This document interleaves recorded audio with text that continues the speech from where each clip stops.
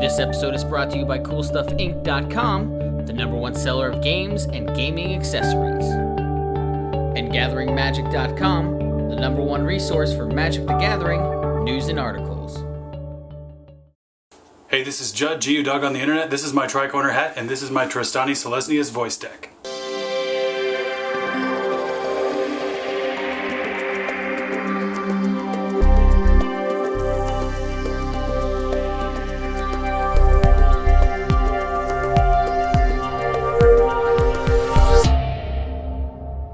This is my Trostani Selesnya's voice deck. It was initially helmed by Azmira Holy Avenger, so the deck is kind of more tailored towards that creature. Basically, Azmira, whenever, or at the end of each end step, you got a +1/+1 counter for each creature that you control that died. I eventually ended up changing it to Trostani because Azmira wasn't all that great, and this one gains you a bunch of life, keeps you alive longer, allows the deck to do what it wants to do. It essentially functions the same. A lot of times I wasn't even casting Azmira anyway. The whole basic goal of this deck is kind of a green-white recursion type deck.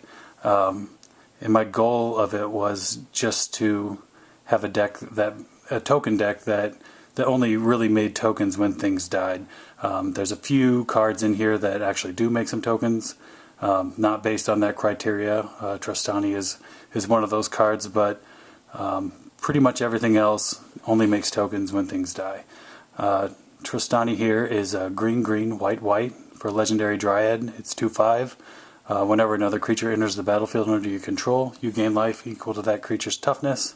And then for 1 green-white, you can tap it and populate. Go through the lands here. Got 10 forests, one of which was signed by Heather Revised Angel on Twitter.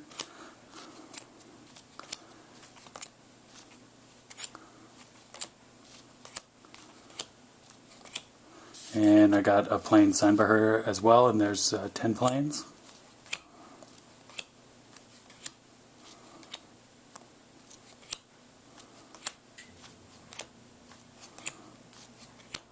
Go through some of the colored non-basics here. Got Mosswort Bridge.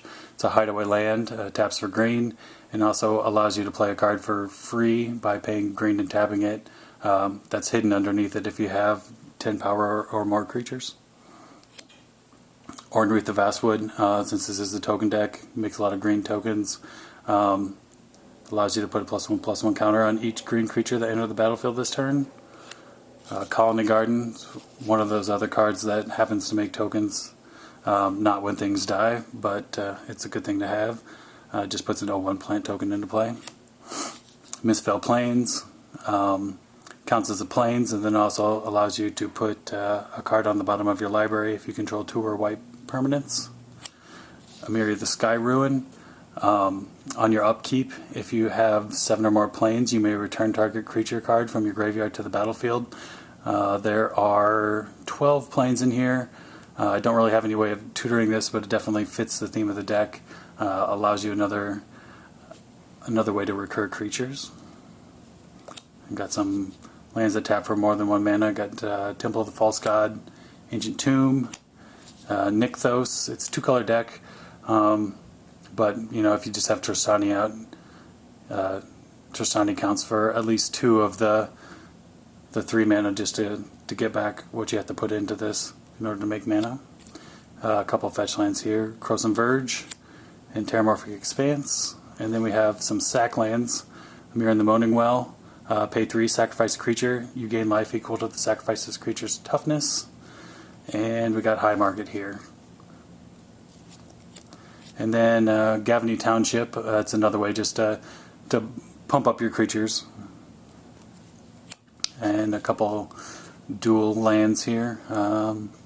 Command Tower, Temple Garden, Sunpetal Grove, Wooded Bastion, Selesnya Sanctuary. So get into the cards here. The deck kind of functions, it really wants to get 3 cards out into play. This is one of them right here. It's called Field of Souls. It's 2 and 2 white. Whenever a non-creature a non-token creature is put into the graveyard from play that you control, put an essence token into play and treat this token as a 1/1 white creature with flying. Since you are going to be wanting to sacrifice and killing things, you're going to be getting a 1/1 white spirit each time one of those non-token creatures dies. Guttergrime, it's a 4 and a green. It says whenever a non-token creature you control dies, put a slime counter on Guttergrime, then put a green ooze token onto the battlefield, which this creature's power and toughness are equal to the number of slime counters on Guttergrime. So, again, you're going to be sacrificing a lot of creatures. You're going to be getting a lot of oozes. I love oozes. I love bad cards. These two are, this and this are definitely probably fall into the realm of bad cards. And I really like bad cards and making them good. And then the last one is Requiem Angel. It's 5 and a white for a 5/5 flying angel. It says whenever a non-spirit creature you control dies, put a 1/1 white spirit creature token onto the battlefield with flying. So this actually will count your tokens as well, unlike the other ones. So if you happen to have all three of these cards out and you sacrifice something, you're going to get you'll get 3 tokens based off of them. The deck will function without these in play, but it ends up working a lot better if you are able to get them out. Now here are some of the creatures that you really want to get out that work well with them in your sack outlets. You've got Mausoleum Guard. It's 3 and a white for a 2/2 human scout. When Mausoleum Guard dies, put 2 1/1 white spirit tokens with flying onto the battlefield. Got Symbiotic Elf. It's a 3 and a green for an elf. It's a 2/2, and whenever Symbiotic Elf is put into the graveyard from the battlefield, put 2 1/1 green insect tokens into play. Mitotic Slime. It is 4 and a green for a 4/4 ooze, and when it dies and is put into the graveyard, put 2 2/2 green ooze tokens onto the battlefield, and they have, when this creature is put into the graveyard, put 2 1/1 green ooze tokens onto the battlefield. So eventually this will make several tokens itself. We got Symbiotic Beast. It is 4 green for a 4/4 beast, and when it dies you put 4 1/1 green insects onto the battlefield. Wurmcoil Engine, 6 mana for a 6/6 with Death Touch and Lifelink, and when it is put in the graveyard from the battlefield, put 3/3 colorless Wurm artifact creature token with Death Touch and a 3/3 colorless Wurm artifact token with lifelink onto the battlefield. And then we have Symbiotic Wurm. It's a 5 green for a 7/7 worm, and when it dies you put 7 1/1 insect tokens onto the battlefield. So those cards right there are kind of the core things that you want to get out, sacrifice, replay, bring back into play, and build a large army of tokens. So there's going to be a lot of sack outlets. This is Ooze Garden. It's a 2 mana enchantment, and you can pay 2, sacrifice a non-ooze creature, and put an XX green ooze creature token onto the battlefield, where X is the sacrifice creature's power. You can only play this as a sorcery, so let's say you sack your Symbiotic Wurm, you get a 7/7 ooze. You get 7 1/1 green insect tokens. If you happen to have Guttergrime out, or Field of Souls or Requiem Angel, you're going to get even more tokens off of that. Spawning Pit. It's a 2 mana artifact. You can sacrifice a creature and put a charge counter on it, and then pay 1, remove 2 charge counters, and put a 2/2 spawn artifact creature token into play. Ashnod's Altar. It's a 3 mana artifact, and you can sacrifice a creature to add 2 colorless mana to your mana pool.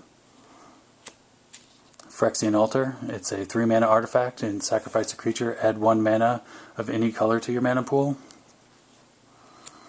And this is Martyr's Cause. It's 2 and a white. It says sacrifice a creature, prevent all damage to a creature or a player of one source. This actually lets you choose. You don't really target. So it gets around hexproof and shroud and stuff like that. You don't necessarily, whatever you you can just use it as a sack outlet and pick whatever you want. It doesn't necessarily have to be doing any damage to you, but it does work pretty well at stopping any damage from getting through to you. And this is the one concession I kind of put in the deck. I don't really like playing tutors. This is, I guess it's a tutor, but it's a very, very conditional tutor. It's a birthing pod, 3 and 1 green Phyrexian mana, and then for 1 and green Phyrexian mana, sacrifice a creature. Search your library for a creature card with converted mana cost equal to 1 plus the sacrifice creature's converted mana cost, and put it onto the battlefield and shuffle your library. You can activate this only at sorcery speed. So it acts as a way to get more creatures out and a sack outlet. And then we have Feed the Pack. It's 5 and a green. It's an enchantment. At the beginning of your end step, you may sacrifice a non-token creature. If you do, put X 2/2 green wolf tokens onto the battlefield, where X is a sacrifice creature's toughness. Works really well with many of the other creatures here. You're going to get several wolves, and then hopefully more tokens on top of that. And if you have Trostani out, you're going to be getting tons of life. As you can see, everything around here is focused on either killing things or making tokens by things dying. And then some more things that just kind of make tokens upon death. This is Kessig Cagebreakers. It's a 3/4 human rogue. Whenever it attacks, put a 2/2 green wolf token onto the battlefield, tapped and attacking for each creature card in your graveyard. So in a sense, I guess it makes tokens based on things dying, because you need things in your graveyard. Night Soil, it's 2 green mana, and you can pay 1, exile 2 creatures from a single graveyard, and put a 1/1 green Sapperling token onto the battlefield. Again, more tokens based on things dying.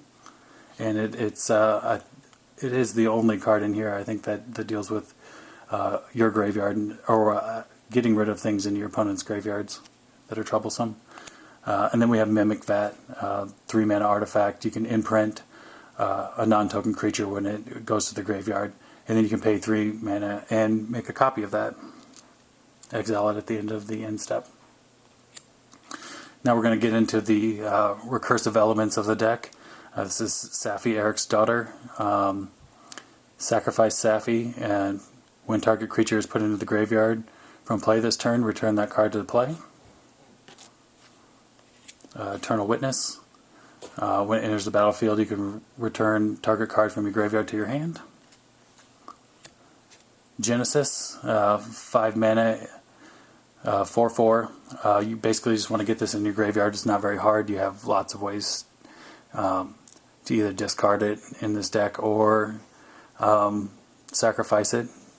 And at the beginning of your upkeep, if it's in your graveyard, you may pay 2 and a green. If you do, you can return target creature from your graveyard to your hand. Karmic Guide, it's a 5 mana 2/2 with flying and protection from black and echo. When it comes into play, choose target creature card in your graveyard and put that card into play. Got Revelark. It's 4 and a white for a flying 4/3 elemental. And when it leaves play, return up to 2 target creatures with power 2 or less from your graveyard to play.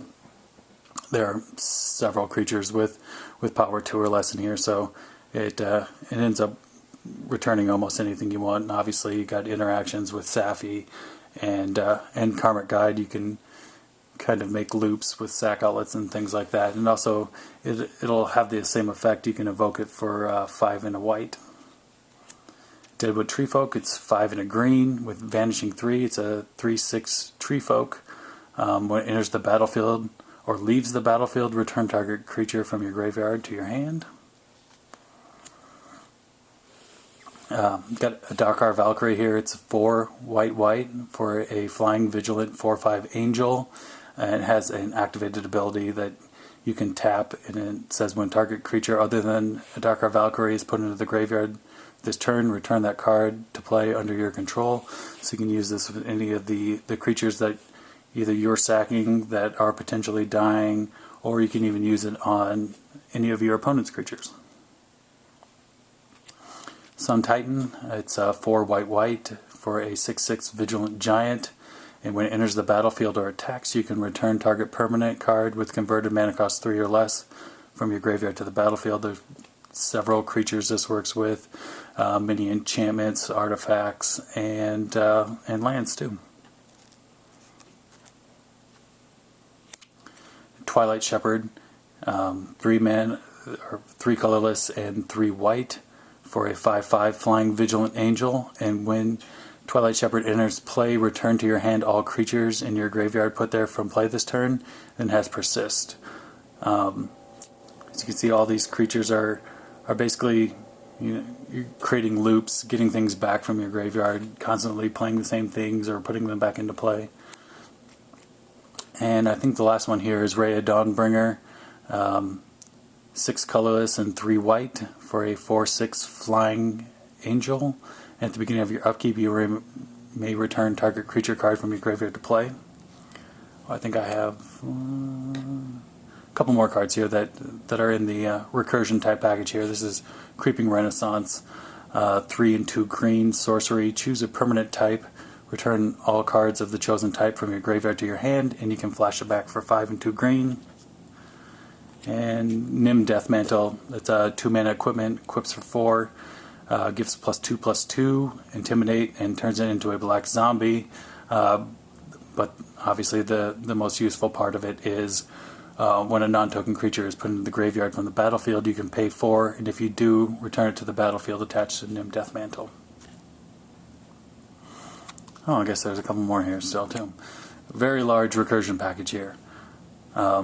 Cauldron of Souls, 5 mana. Choose any number of target creatures. Each of those creatures gains Persist until the end of turn. Obviously, you're going to be sacking things. People are going to be trying to kill things. Your opponents have wrath effects. You have wrath effects. It's just good in order to get your creatures back, even if they're just 1/1s and they have a come into a play ability. And Martial's Anthem here, it's 2 white. It's got multi-kicker for 1 and a white.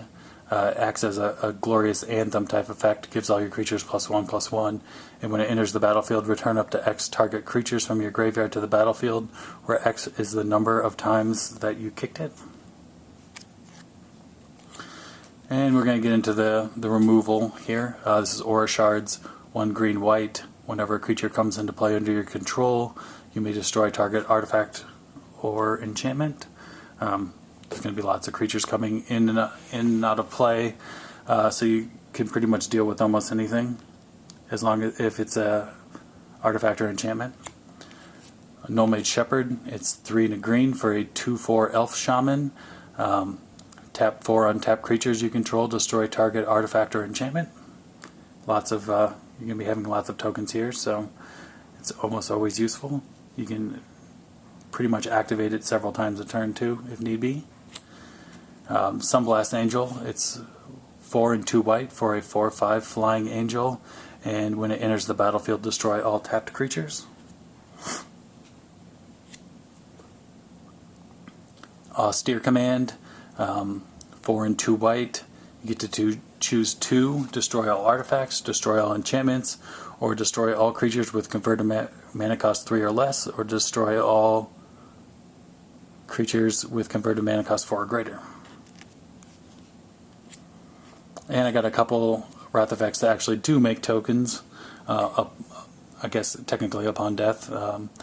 This one not so much, because I believe it puts the soldiers in ahead of time, which is good with Trostani if you have her out, because you'll gain the life for the soldiers and then everything will die. This is Martial Coup. It's X white. Put X 1/1 white soldier creature tokens into play, and if X is 5 or more, destroy all other creatures. And Phyrexian Rebirth, 4 white, destroy all creatures, then put an XX colorless horror artifact creature token onto the battlefield, where X is the number of creatures destroyed this way. And lastly, in the removal, there is Martyrs Bond. It is 4 white. Whenever Martyrs Bond or another non-land permanent you control is put into the graveyard from the battlefield, each opponent sacrifices a permanent that shares a card type with it. Since this is a deck that's based on sacrificing things, it ends up being very useful. And go into some of the ramp cards here. Sakura Tribe Elder, it sacks itself, so it's good with many of the three things that you kind of want to get going in the deck: the Requiem Angel and the Field of Souls, and the Gutter Grime. It also gets a land. Farhaven Elf goes and gets any basic land and puts it into play tapped. Wood Elves, that'll just get a forest. Got Burnished Heart. It's a 3-mana 2/2 artifact creature, and has 3 sacrifice it, search your library for 2 basic lands, and put them onto the battlefield tapped, and then shuffle your library. So it ramps and also sacrifices itself, is very recurable by several other things. Gavony Elder, 1 green for a 2/1. When it's put into the graveyard from the battlefield, you can search your library for up to 2 basic lands. And then you can pay 2 sacrifice and draw a card. And we got Cultivate. Search up for two lands. Put one of them on the battlefield, one into your hand. Katama's Reach does the same thing. And we got Primal Growth here. It's 3 mana. It's got Kicker of Sacrifice a creature. Search your library for a basic land. Put that card onto the battlefield. If you pay the kicker cost, instead search your library for 2 basic lands and put them into play. And it does put them into play untapped. This is one of the other cards that actually makes tokens when just regularly, not by things dying, but they do actually sacrifice themselves. It's kind of a holdover from when it was an Asmir deck, because it was really good with that. But it's a card I really like. It's Awakening Zone. It's 2 and a green. At the beginning of your upkeep, you may put a 0/1 colorless Eldrazi Spawn creature token onto the battlefield. It has sacrifice this creature. Add 1 colorless mana to your mana pool. And we've got some card draw spells here. Mentor of the Meek. It is 2 and a white for a 2/2 human soldier, and whenever another creature with power 2 or less enters the battlefield, you may pay 1 and draw a card. Skullmulcher, it's 4 and a green for a 3/3 elemental. It's got Devour 1, so it'll act as a sack outlet. And then when it comes into play, you draw a card for each creature it devoured. Skull Clamp, 1 mana artifact, gives +1/-1, equips for 1, and whenever equipped creature is put into the graveyard, you draw 2 cards. Jar of Eyeballs, for some reason, I really like this card. I try to put it in as many decks as possible. This deck is pretty good because you're going to have a lot of things dying, so it's going to get a lot of eyeball counters on it. You're going to be able to look at a lot of cards off the top of your deck, and it almost acts like a tutor, even though it really isn't one. It's a 3-mana artifact. Whenever a creature you control dies, put 2 eyeball counters on it, and you can pay 3, remove all the eyeball counters, and look at the top X cards of your library, where X is the number of eyeball counters removed this way, and then you can put one of them in your hand, and the rest on the bottom of your library in any order. Slate of Ancestry, it's a 4-mana artifact. Pay 4, you can discard your hand, draw cards for the amount of creatures you control. Then Well of Lost Dreams, this is one of the cards I added when Trostani came in. It's a 4-mana artifact. Whenever you gain life, you may pay X, where X is less than or equal to the amount of life you gained, and you may draw X cards. Just one of those cards that works really well with Trostani. Greater Good, it's 2 green. It's an enchantment. It lets you sacrifice a creature, draw cards equal to its power, and then you got to discard 3. So card draw, sack outlet. Harmonize, 2 green, draw 3 cards. And finally we got Collective Unconscious. It's 4 green, draw cards equal to the number of creatures you control. And lastly, there's a few pump effects that allow you to attack and get in there and win. We've got Beastmaster's Ascension. It's a 3-mana enchantment. It says whenever a creature you control attacks, put a quest counter on it. And as long as it has 7 or more quest counters on it, creatures you control get +5/+5. We've got Mere Entity. It's a 2 and a white for a 1/1. And it says, activate for X, creatures you control become XX and gain all creature types until end of turn. And finally there's Kamal Fist of Krosa. It's 4 green for a 4/3. It has the ability to turn lands into 1/1 creatures until end of turn. And it also allows you to pay 2 green. Creatures you control get +3/+3 and gain trample until end of turn. So that's my Trostani deck. It's lots of fun. Sacrificing creatures, bringing them back, recasting them, bringing them back to your hand, making lots of tokens, playing a lot of fun, dumb enchantments that eventually your opponents are going to have a hard time dealing with if they can't get rid of them, and you do have the ability to potentially get many of them back into play. So yeah, I really enjoy playing this deck. It's a lot of fun. Like I said, it's one of my favorite decks, and I've probably had it together in some form or another for at least 4 years. Thanks. Thanks for watching CMDR Decks. Please subscribe and favorite.